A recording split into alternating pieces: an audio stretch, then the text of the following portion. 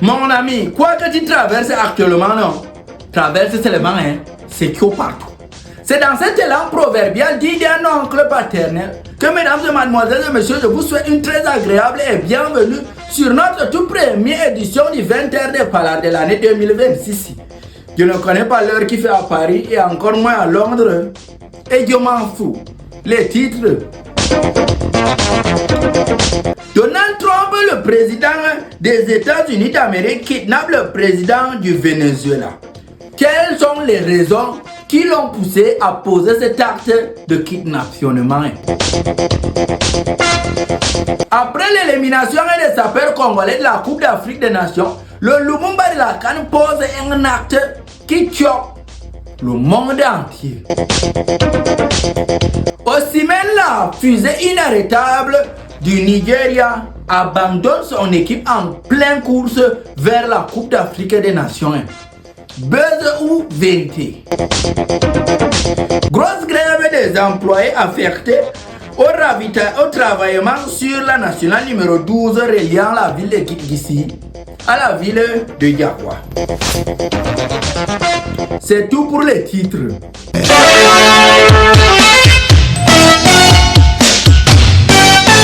God bless American News. Que Dieu blesse l'Amérique News. Le président des États-Unis d'Amérique, Donald Trump, a débranqué la joie des Vénézuéliens l'autre jour en leur kidnappant leur président de la République, son excellent Nicolas Maduro. En effet, le président du pays qui a les missiles nucléaires, et tient à préciser cela, a dit que le kidnappement du président vénézuélien a été occasionné par sa part de soupçonnement envers ce type qu'il est en train de dealer de la drogue. En français facile, il soupçonne le président du Venezuela que le gars là est en train de vendre du chanvre.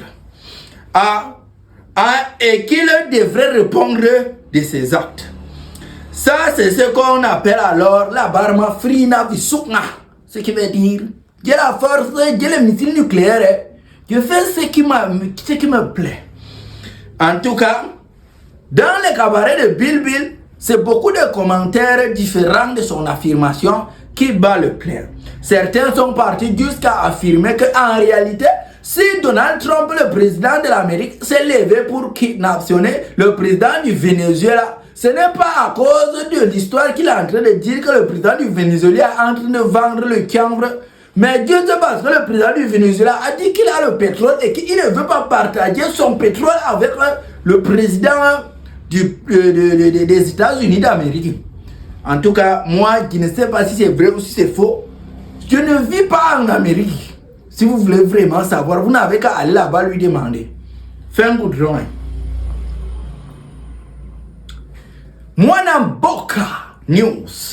L'Algérie met fin à la course des sapeurs congolais vers le trophée de 2026. Au cours d'un match digne d'un jeu de jambes serré entre deux étudiants en sociologie, l'Algérie a éliminé la République démocratique du Congo de la CAN et s'est qualifiée pour les quarts de finale avec un violent score de 1-0. Une défaite tellement choquante que Lumumba de la CAN, le supporter congolais qui ne s'est jamais assis pendant leur match, qui a fini par s'évanouir en plein stade. La chute d'une grande nation. Ainsi va les choses. En tout cas, on vous donne rendez-vous à la Coupe du Monde. J'espère que là-bas, il ne va pas s'évanouir. Fin good joint. If you do me, I do you news. L'esprit de Nana. Après un accrochage avec un de ses coéquipiers lors de leur dernier match, la fusée des Aigles Royales du Nigeria, je sais pas trop aussi maintenant, faisait l'objet de polémiques sur les réseaux sociaux, soit disant qu'il a fait le choix d'abandonner son équipe en pleine canne parce que ses coéquipiers refusent de lui donner la balle pour qu'il va aller marquer le but. Voilà ce qui se raconte maintenant. Bien qu'il ait eu des accrochages, selon certaines sources des cabarets, il n'a pas, les rumeurs qui courent soi-disant qu'il a abandonné son équipe là seraient complètement faussées. De toute façon, moi ça ne m'intéresse pas. Ça ne va pas accélérer la connexion et empêcher Orange de nous voler les mégas. Du coup, moi je vous informe seulement que vous allez le revoir lors du prochain match du Nigeria que le Nigeria va sûrement gagner. Fin goudron. Mouvement de grève sur l'axe routier Guidiguis-Yagwa. Depuis lundi 4 janvier 2026, les employés affectés au lot de 3 de la route nationale numéro 12 reliant Guidiguis à Yagwa observent un mouvement de grève afin de revendiquer le respect de leurs droits sociaux et professionnels. Les principaux revendications portent sur l'absence de primes de logement sur les fichiers de paie, la non prise en charge des frais de transport du personnel, l'utilisation d'un véhicule de transport vêtu mis de disposition par les directions assorti d'une retenue journalière de 800 francs CFA par employé sur leur salaire. Face à cette situation très précaire, le sous-préfet de l'arrondissement de Guidiguis s'est rendu sur les lieux afin d'engager des discussions avec les différentes parties et de favoriser les retours au calme. Fin goudron. Mesdames et mademoiselles, monsieur un pauvre qui parle beaucoup, ça fait mal à la tête. Nous sommes arrivés comme ça à la fin de notre édition du jour. C'était à la caméra mon petit téléphone.